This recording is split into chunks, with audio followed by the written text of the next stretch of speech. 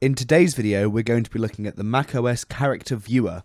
To make an example of this, I'll bring up Notes, and then by pressing the Control key, the Command key, and the Space key, we can bring up the character menu, which is full of emojis and other symbols you might need to use.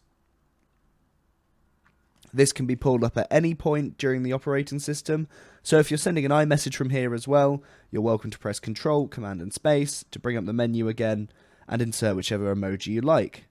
You can also search for emojis if you go to the top, and it will also display your most frequently viewed emojis too. And there we are. Thanks for watching.